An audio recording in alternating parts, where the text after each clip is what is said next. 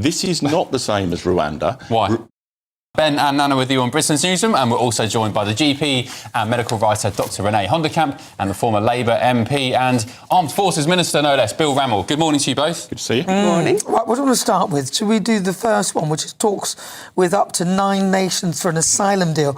Britain is poised to enter formal talks, apparently, but we saw what went on with Keir Starmer when he entered some informal, well, it was formal or informal, and he mentioned it, and it was quite clear that the Albanians went up for it. Yeah, I mean, there's a few things wrong with this. The first thing wrong with this is that hardly anyone gets refused asylum once they've gone through 15 appeals or however many they have.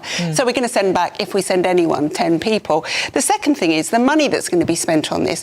We wasted £750 million that the Tories spent on Rwanda, and yes, you could argue that they wasted it, but as we'd spent it, why didn't we just try it and see before we scrapped it and then decided to spend more money on this rubbish? It's infuriating. Because the bottom line is, with these return hubs, they actually have to come to the UK anyway.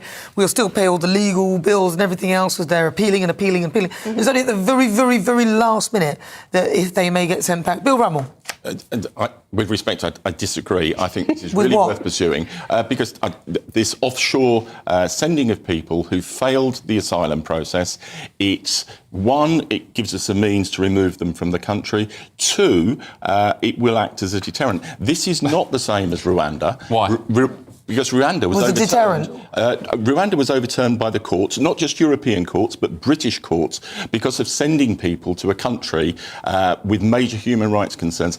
It also it didn't work as a deterrent because only about 100 people would have been sent. It hadn't started. It hadn't started. Yeah, it was working. It was scalable. If you looked at the estimates, it wasn't scalable, and that was the maximum number of people. But the point is, it's a deterrent, so you don't need loads of things, loads of spaces for people in a deterrent, and it was absolutely scalable. But the point is, it was a deterrent, and we had Patrick Christie interviewing migrants who were waiting for Keir Starmer to take office so they could cross the Channel, and that's from their own mouths, saying that Rwanda, they're put off by Rwanda.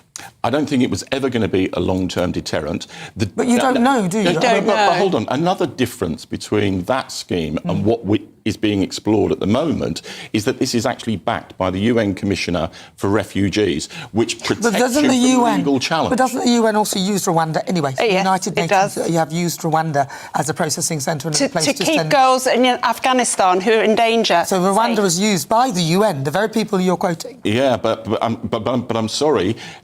This just wasn't just European courts, it was British courts who overturned it because of the human rights concerns.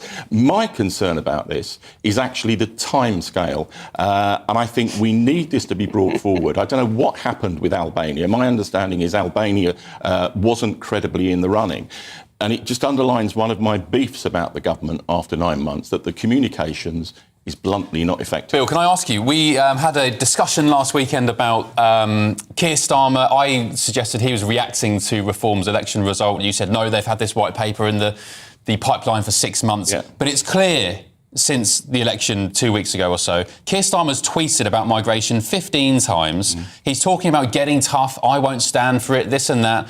You have to concede he is trying to... My introduction on my show was about them copying Reform. You have to concede slightly, I beg you please, that Keir Starmer is reacting to Reform with this kind of rhetoric. On tone, you may be right, but on substance, not.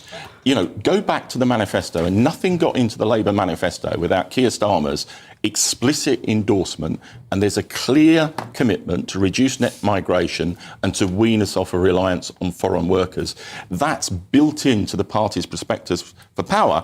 And all the measures that have been taken, the chair of the Migration Advisory Committee estimates by 2028 net migration will be down to 240,000 from almost 1 million that we inherited. Now, if that is achieved, we can have a debate about, is that the right level, do we need to go further? But it will be light years better than the situation we inherited. It will be. I mean, my other issue with this is the moment we let these people into our country to wander amongst the countryside and wherever they want to go, A, they can just disappear, which many of them do, but B, within the 10 years that it takes them to appeal, they meet people, they have families, and then that gives them their final claim to say, right to a family life. We have to stop this. They shouldn't be here in the first place. Look, Bill, it's costing a fortune. Hold on, right to a family life. One of the very welcome changes within the White Paper is reframing Article 8, which is the element of the European Convention on Human Rights that leads to these ludicrous rulings, like you're allowed to stay in the country because your kids like chicken nuggets. That is unacceptable, and it's part of the way that we tackle this problem. All right. Now, to our top story this morning, the Prime Minister is seeking to find a nation somewhere that will take our failed asylum seekers. Of course, it means we'd have to pay for it. Well, Sir Keir was hoping that Albania would be receptive, but instead, the Prime Minister Rama shut down any such suggestions, claiming the country is already preoccupied with the 2 migrant detention centres they host already on behalf of Italy.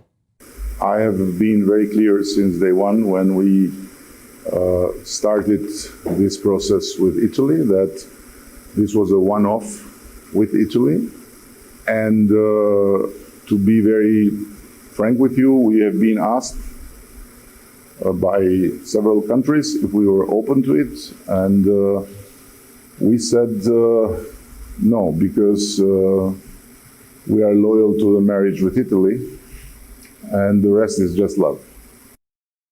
Well, while the Prime Minister is still in Tirana because he's meeting European leaders today, the former Immigration Minister, Lord Harper, has told GB News his response to the government's border bill. Very clear that Keir Starmer's phrase that he used endlessly before and during the election campaign about smash the gangs was just that, a phrase. Complete nonsense, hasn't had any impact, and they haven't been able to reduce the flow of people coming across the channel. Well, joining us now from Tirana in Albania is GB News political editor Christopher Hope. Christopher, thank you for joining us. I don't know if you heard the Education Secretary there saying that it was never an intention to do a returns deal with Albania. The government always knew that wasn't going to be the case. Is that what you're picking up?